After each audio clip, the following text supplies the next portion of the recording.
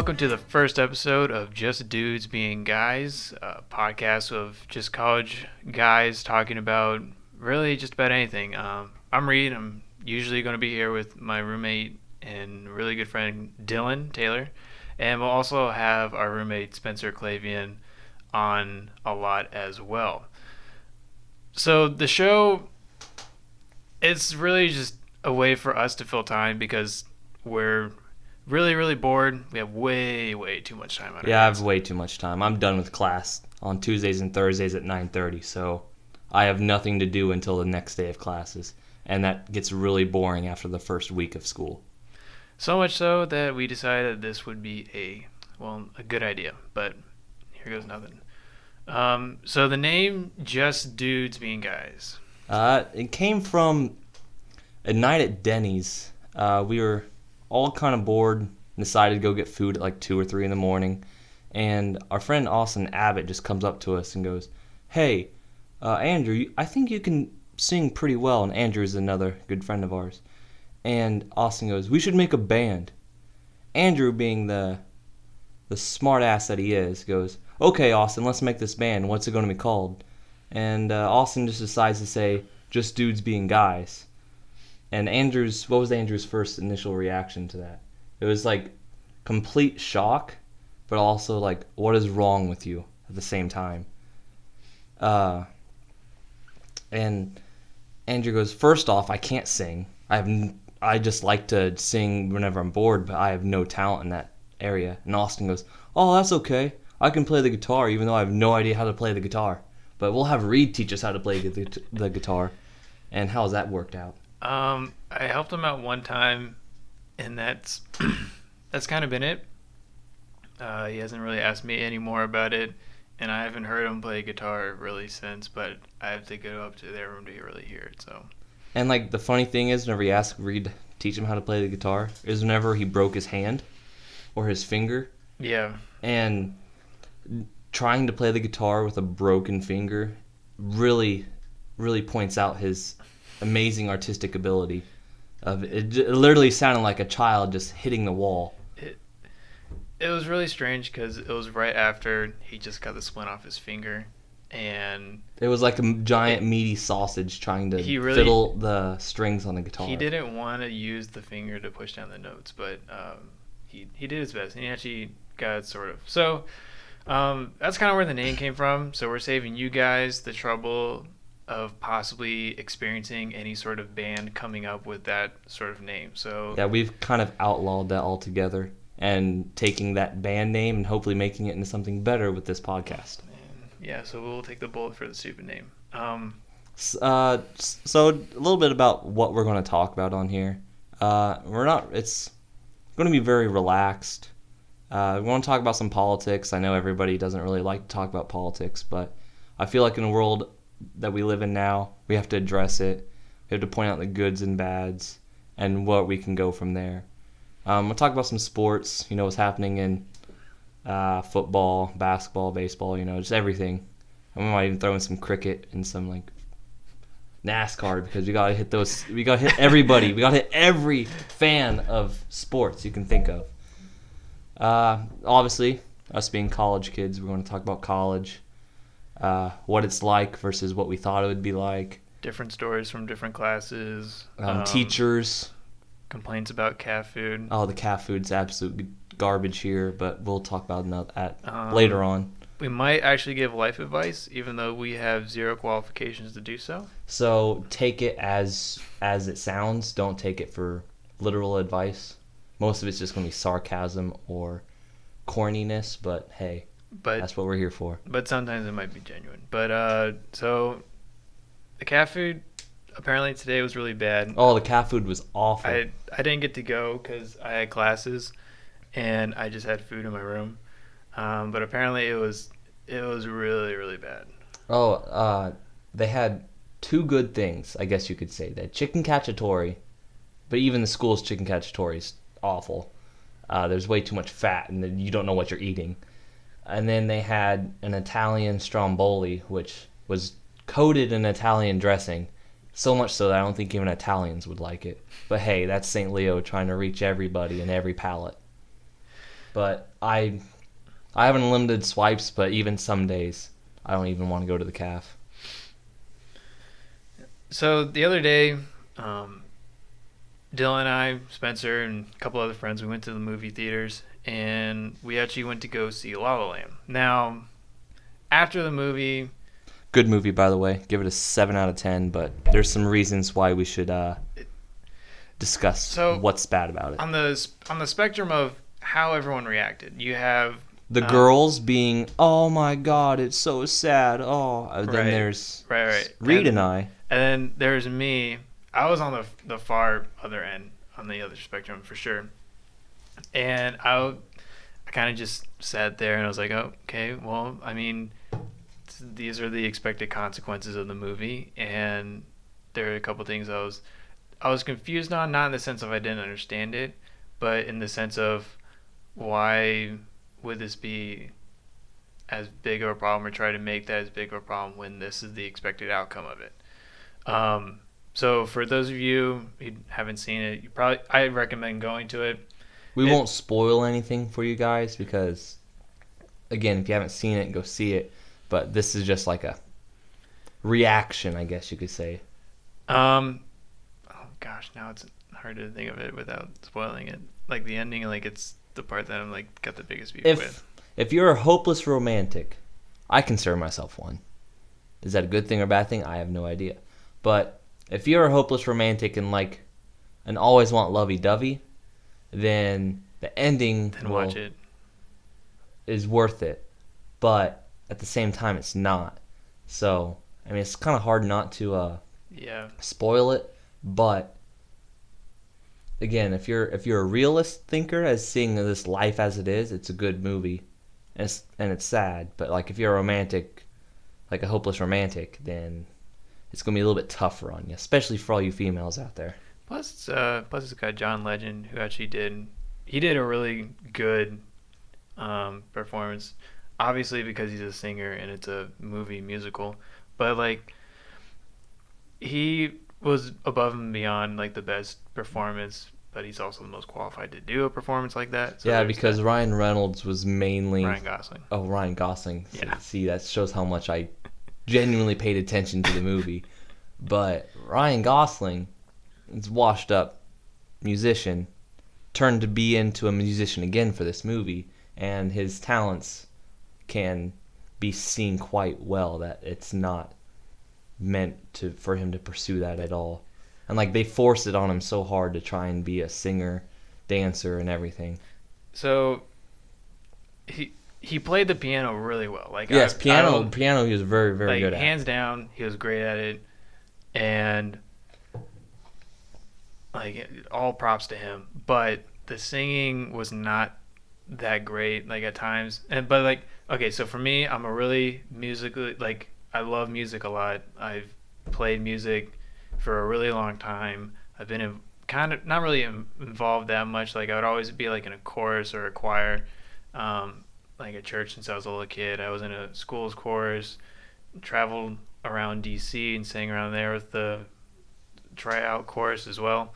So to me, music means a little bit. I would say a little bit different than like Dylan or Spencer or like any one of my friends. And so I take music a little bit more seriously and like kind of like whenever I hear a bad note, like my shoulder meets my ear and just I don't know. It's just a gut reaction I have. So Emma Stone was pretty good. I didn't. I mean, I her guess voice. I didn't cringe as much actually. I give her voice. I give Ryan a solid like 4 or 5 on singing, like at his best. Mhm. And then Emma, I'd probably give her a 6. Yeah, there were. But that's being generous because even then, like they're not supposed to sing. These aren't like musically in tune people. I mean, I guess you could say Ryan was way back when, but that's long But past him. But what actually is really redeeming about it is that when Ryan Gosling's character was singing with Emma Stone, he actually sounded a lot better, and he would hit all the notes, and he would like they would sound really good together. Also because like they would sing the same note and there's just different octaves.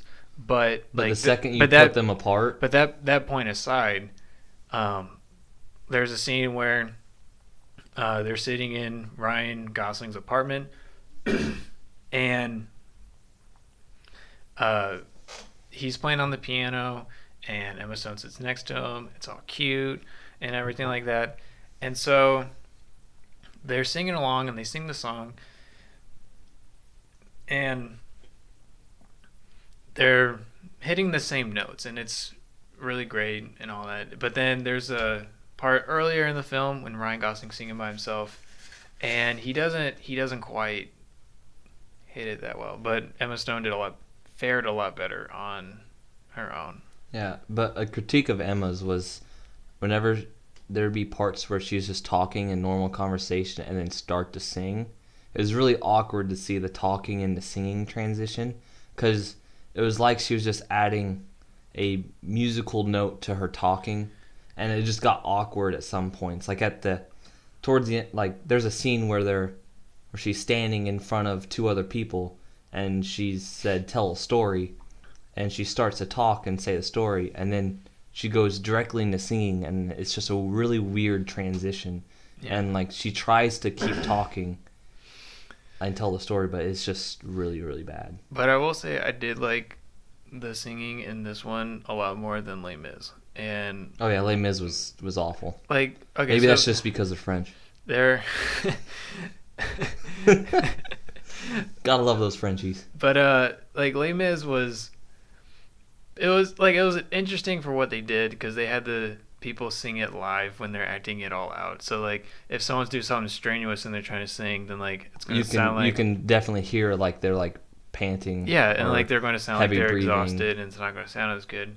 But I mean, they would have like an earpiece and they would sing, and like they would have I think a piano player play each note individually, and so they would be singing along with the song that they were supposed to be singing, and everything was sung. There was no dialogue. So instead of this podcast, we would have to be singing musical notes instead. But Please don't make me do that. No.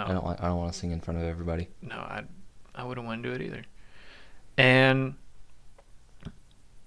yeah, La La Land was pretty good. I still think my favorite movie musical is Blues Brothers, and the only reason I say that is because Blues Brothers has just about as much musical content as La La Land. And what the best part is, they actually get professional people like Ray Charles to come in, and they also get Aretha Franklin.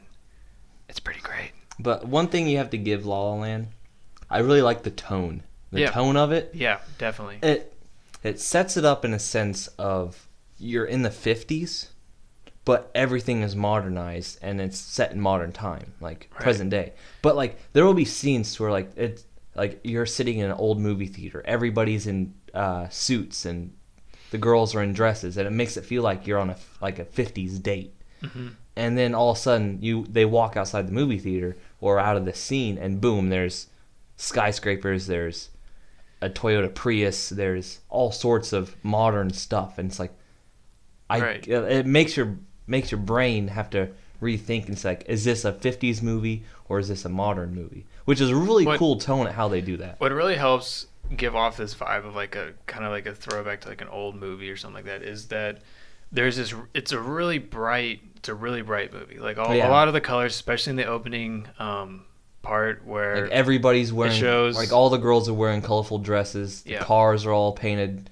bright colors, so it gives a really good vibe. And even kind of like darkish and like colder colors like blue, they're like a royal blue versus like a navy and stuff like that. So I mean it gives off, especially right off the get-go in the first part of it,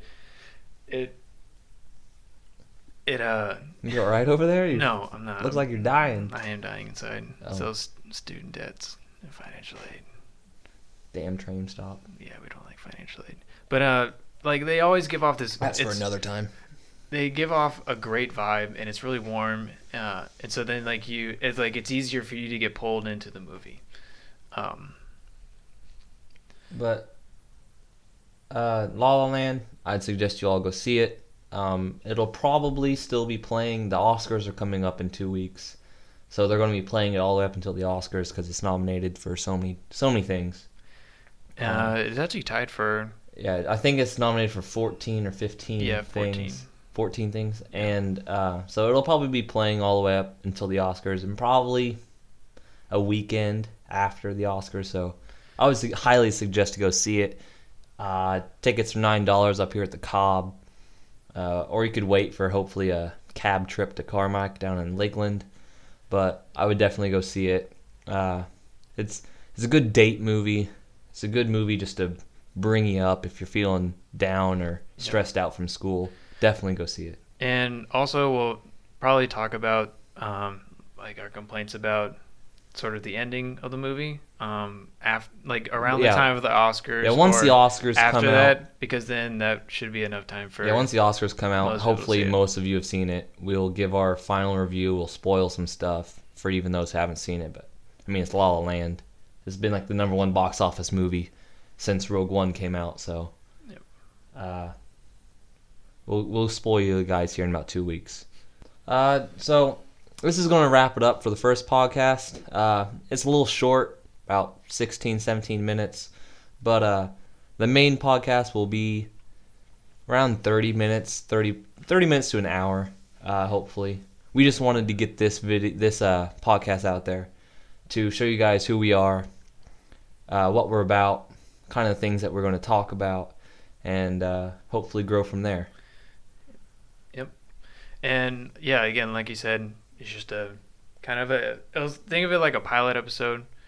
Yeah, pilots. Yeah, that's a good analogy. Except instead of like it just being like a tentative, like, oh, here's what it's gonna. Well, it's like this is what it's gonna be like, but we actually shortened it because this is like a synopsis that you read from a movie. Right. So, so some places you can find us. We'll be both linking this podcast from our SoundCloud page, Just Dudes Being Guys. You can find us on SoundCloud there, but we'll be linking the podcast and sharing it to our individual Facebook accounts, Dylan Taylor and Reed Thomas. You can also find us on Twitter at JDBG Podcast. We'll be posting up whenever recordings are happening, possibly who might be on the show next. Any type of update that's coming from this podcast, we'll put it up on Twitter. And if it's a big one, we'll share it over onto our Facebooks. And you can, if you really want to follow me on social media, I don't do a whole lot. I'm not that interesting of a guy, but if you really want to knock your socks off, just Southpaw41 on Instagram and @_thatfella_ on Twitter. You can also find me on LinkedIn at Reed Thomas. It's probably my favorite social media website out there. Oh yeah, you probably get so many hits on LinkedIn, don't you? Just constant dates are coming from that site. Yeah, it's always in the top 3. But yeah, thank you for listening. This has been Dylan Taylor. This is Reed Thomas. And this is Just Dudes Being Guys.